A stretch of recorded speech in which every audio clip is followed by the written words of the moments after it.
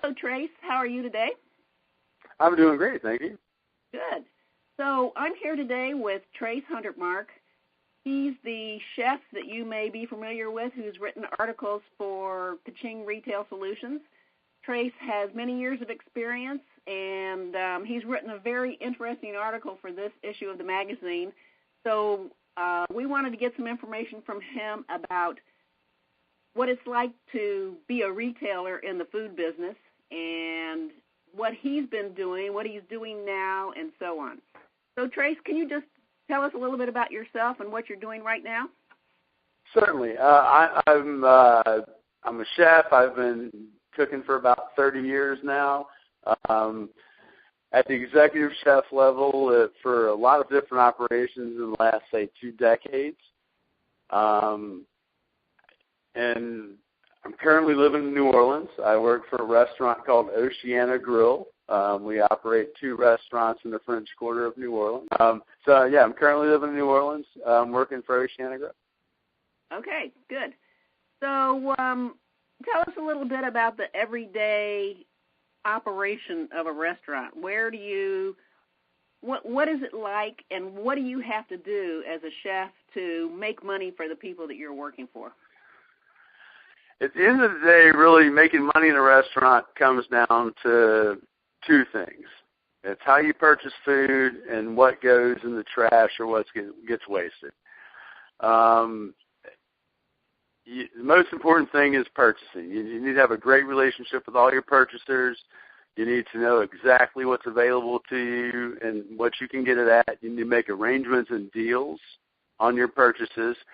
And then once you get the product in the restaurant, you need to make sure none of that goes in the garbage, or as little as possible of that goes in the garbage.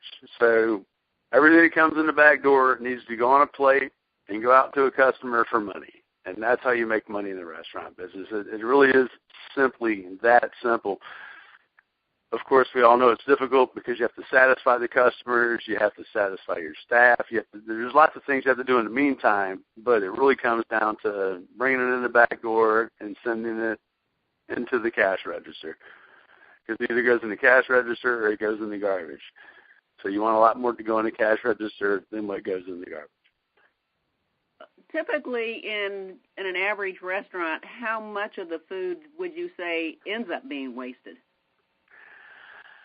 It depends on what you're selling. There's some restaurants that serve all frozen food type products, or all processed food type products, and those places are chains are a good example of that. And the reasons they are chains is because they have fine-lined their business down to percentages. So somebody who is a business person but not necessarily a restaurant person could actually own one of them. If you were just a person who walked off the street and said, hey, I want to open a restaurant, and you were a business person but you didn't get a chain, you're not necessarily going to have all the tools that will allow you to understand what happens in the business. And when I say things like that, for example, a place like a casino, when they make scrambled eggs for 8,000 people, they're not cracking eggs. They're buying bags of liquid eggs because that's a product that's available on the market.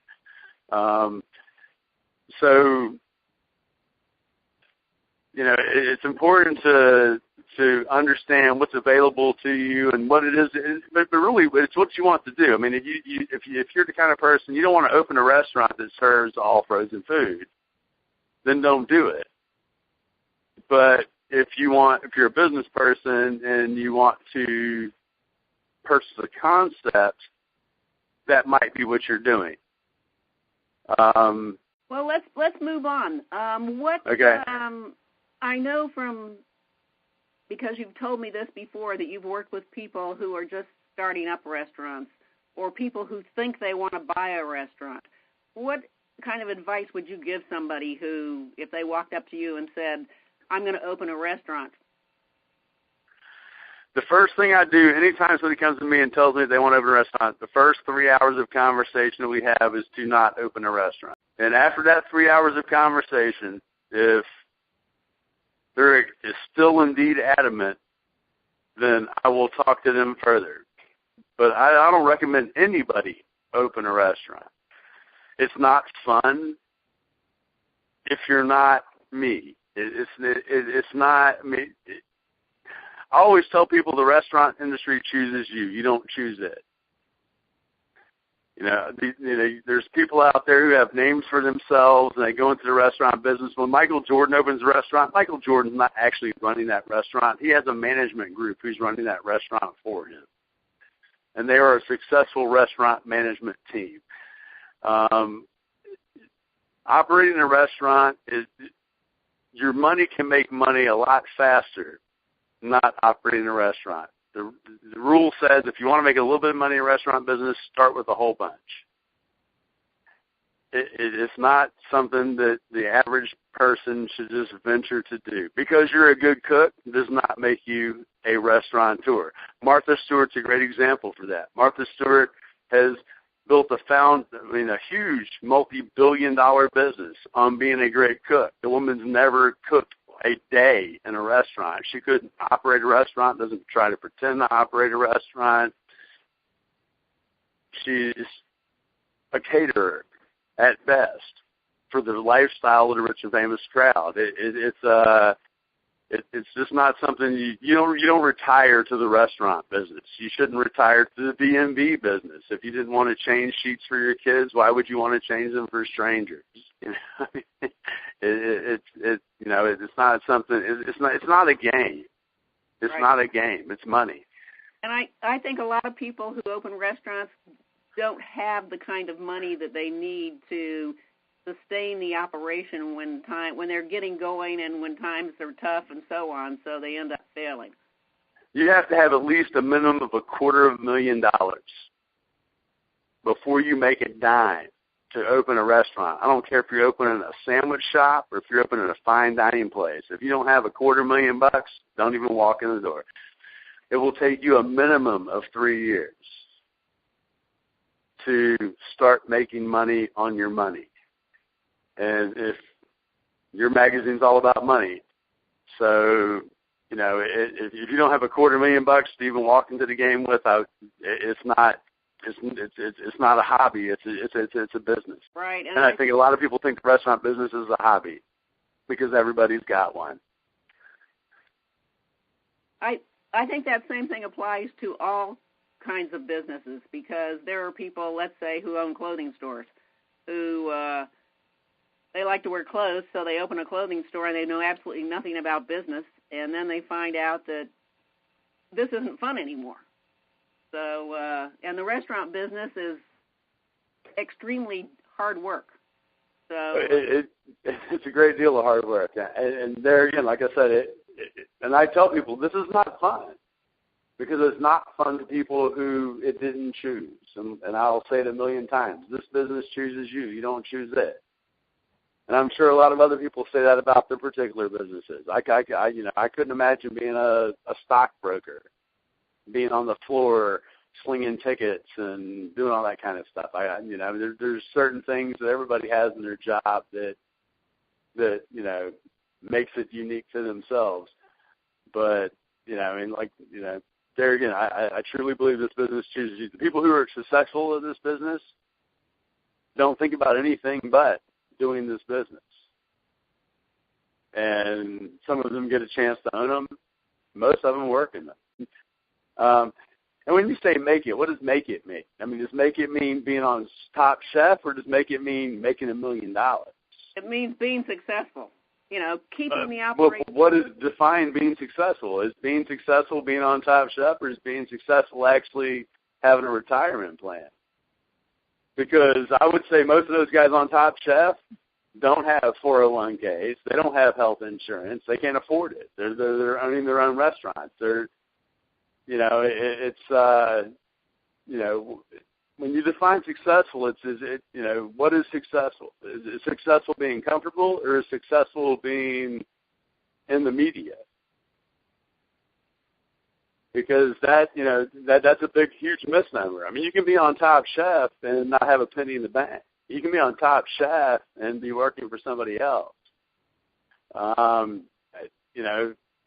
the guys who are like Tom Colicchio, who's the top judge on Top Chef, he's got a couple of restaurants in New York and this and that, but I would say a lot of his money probably comes from financial backers because he had a restaurant in New York, he was successful, and to get his next 12 required financial backing. He didn't make that money in his restaurant. He had people who were financially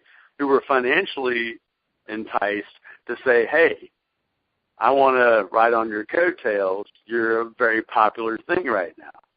But he's going to be non-popular soon. Wolfgang Puck.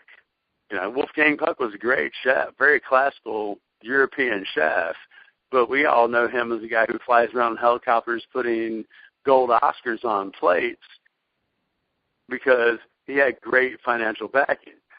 Certainly his cooking gave him the opportunity to get and meet those people who gave him that opportunity. But when it comes down to dollars and cents, raw dollars for the business, you can make more money selling $100 worth of food than you can start selling $1 million worth of food in dollars and cents. So success in the restaurant business is, it really determines what you call success. Right. I can understand exactly what you're saying. Actually, what I was thinking of when I said that was, I know from where we're located that there are a lot of independent restaurants, and I know that if they want to succeed, and by succeed I mean actually stay open with the opportunity to become more successful, they've got to have the best food, the best service, the best everything, because there's tons of competition in our area. And, correct. And so that's basically what I was talking about, just successful enough to... When it comes down, people have different expectations when they go to each place. And being as I am familiar with your area, I can speak on a few different places. You have a lot of popular restaurants in your town. Let's say Bouchon, for example. When you go to Bouchon, if you've been going there for years, you actually expect to see Michel, the owner, because he's in the business. So that makes him hard to get away from his business because everybody expects to see him when they go there. We're going to go see Michel. They don't say we're going to Bouchon. They say we're going to go see Michel. But when you go to Tupelo Honey, you have no idea who owns that place, yet there's a line outside the door for breakfast every day because that's what's been promoted and that's what's, so there's different types of, you have to be the type of restaurant owner that, what do you want for your business model? What do you want for your, are you going to be the person that's in front, or are you going to hire somebody to be the person that's in front there? All the chains make it without anybody being there. You look at all these commercials on TV. My guys at the restaurant that I'm working at now, Oceana Grill, which is a seafood place. Most of my workers are inner city New Orleans guys. All of my workers are inner city New Orleans guys. A handful of them never graduated high school. They're all African American. They're, and they get cracked up about these commercials on TV right now from Red Lobster. My name is so and so, and I see food differently. I hear it 20 times a night on the line. As these guys are just getting killed with orders. I'm so and so, and I see food differently. They're very proud about their jobs, but I would say none of them will necessarily be restaurant owners in the future. But they're very, very proud about their job. Every opportunity is different based on what the owner of the business wants out of the business. And if the owner wants to be that front guy, then once you start doing that, then you can't quit doing that. You actually have to pass your business on to somebody else, or at least pass the ownership of your business on to somebody else if you choose to leave that, because people expect you to be there. But you can open these businesses. When somebody goes into any other retail business, they don't expect to see somebody necessarily. You don't expect to see, Macy when you go into Macy's. You don't expect to see Sears when you go into Sears. So when people go into Bouchon, they expect to see Michel. Right. And because that's their relationship. It has nothing to do. The food's great. but it can be actually fine that night instead of great. But those people are happy because they saw Michelle. But if Michelle's not there and the food's fine, that might be a problem because it wasn't great. And it wasn't great because Michelle wasn't there. Right. Not because the food wasn't good. So, I mean, restaurant businesses are funny businesses. People's relationship with the place they eat. I mean, it's something you do every day, 3 times a day. And you can choose to go out and purchase it or not. And you choose where to go and purchase it because of your relationship with the people that work there. It has nothing to do with the food. And I say that lightly, but it really has nothing to do with the food. If the food's fantastic and your service sucks, guess what? You're not going back. You know, I mean, because you can get that. I mean, in my case, po' boys in New Orleans. I went and had a po' boy this afternoon in my little place right up the street. There are 7 places I can go have a po' boy. I go to this one because I like the people who work there. If they were not nice to me, I could very easily go to the next one. You know, so what keeps them in business is the people who work there. It's very, very, very important to have great people that work there. And if you're in this particular place, the owner, Jimmy, it's his place, and he's there every day. You know, so you don't feel right if you don't say hi to Jimmy if you're not there, when you're there. So what bit of information would you give to someone who was going to start a restaurant? And based on what you've been saying, I think that there's many things involved, you know, and not just being a good owner, but hiring a good staff and watching all your pennies and all that sort of stuff. If you could just give one more piece of information to someone, what would you tell them about being successful in the retail restaurant business? Be involved in your community. The greatest asset if you're doing a turnkey operation, it's very difficult because the place is already there, it's already got a name, and it's already got this and that. So it's really hard to induce yourself into that culture with a big bang immediately. But if you're looking to open a place, if you're literally looking at a building and there's not even a kitchen in it yet, my advice would be to get involved in the community, start doing events catered to me. Like, for example, you know, you always have things going, you know, hey, we need a pan of this or a pan of that. We need a pan of jambalaya, or we need, you know, we're doing this donation, and can somebody send us a pan of this and that? Get involved in that part of it even before you open so that your name's out there before you even open. If you can get in a festival or two in your local town before your place even opens, and then work out of other people's kitchens. Restaurateurs are very friendly people. If you're getting in a restaurant business in town and you don't have somebody you can go cook in their kitchen to do something for a festival, then don't open a restaurant in that town because you don't have any friends. They're very friendly people. You know, I've never been in a town where I couldn't use somebody else's kitchen for something, or I didn't have a chef I could call for a quart of milk, or, you know, whatever I needed to help me out. So get involved in the community in your business and also outside of your business, and get your name out there prior to opening. And if you're doing a turnkey thing, I would say start developing the market that you would like to have versus the market they have. If you're trying to change things up a little bit, and I've never done a turnkey thing, so I'm not really sure how that works. I mean, everything I've ever done has either been an existing business or a new start. But I know a lot of people do turnkey businesses, and it's all turnkey. You know, the best turnkey thing I've ever heard about is somebody who went in and bought a restaurant, and the owners actually stayed there with them, and it was in contract for 6 months before they actually turned it over. And the wife, who was the hostess for 30 years, introduced all the regulars to the new host, you know, and sort of did all that. But get involved in your community, because customers are the only thing that makes your business successful. You know, you have to have people come through the door, and you just have to have a good, and don't discount stuff like nuts. Never. The only thing I give away is half price appetizer or free dessert, which means I'm giving away about $1.50, $2 top cost. Don't give stuff away. Don't treat your friends. Don't. I mean, you know, there again, I mean, my mother can come into my restaurant and she pays full price just like everybody else. You don't make money in the business giving the stuff away because you don't make enough to begin with.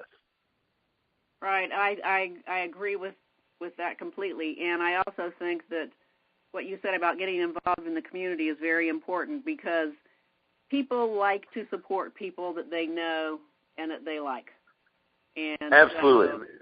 When I was doing business in your community, when I was in Asheville, I got involved in a farmer's market. And I did it as I was a 1 in 9 chef. They had 9 different.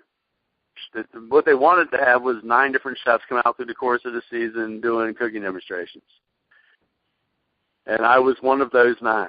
And by the second year, I did them every single week because they couldn't count on anybody else showing up. Because of the 9 weeks, they only had 4 people show up because those other guys got busy in their lives.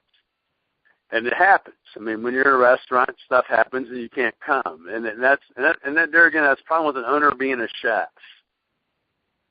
You know, I mean, instead of having if you can be a chef owner, but have somebody else that's running your kitchen so that you can go do these things that are so important. I mean, I can't express how much more money you will make going and doing the cooking demonstration in the farmer's market instead of serving lunch in your restaurant because somebody called out sick. You know, I mean, because you're touching 500 people who have never been there versus the 50 people who showed up, and they don't know that you're back there because your guy showed up sick. Right, and once you go out there and put yourself in front of all these people, then they want to come to your restaurant and try out your food and see how it is. Exactly. You know, I mean, so you want 50 new customers, or you know, the 50 customers that came today that are regular customers, their meal might take a little bit longer. You know, I mean, you have to weigh that stuff out. It really is tough. I mean, it's very difficult sometimes in this business to you know, what do I do? You know, I'm supposed to go to the farmer's market, but I had a guy call out sick. Call somebody in. You know, I mean, if you don't have somebody on your staff that you can call in and say, hey, man, I need a favor, you don't have a good staff. I mean, it's as simple as that. You know, I mean, surely somebody wants some overtime. Surely you can call somebody in and say, I need a hand. And if you don't have that guy, or if you don't have those 5 guys, you don't have a good crew. Well, I'd like to thank you, Trace. This has been a great interview, and we're looking forward to all the future articles that you'll be doing for us, and I'm sure we haven't even touched on what your article for this time is, but that's okay because people will...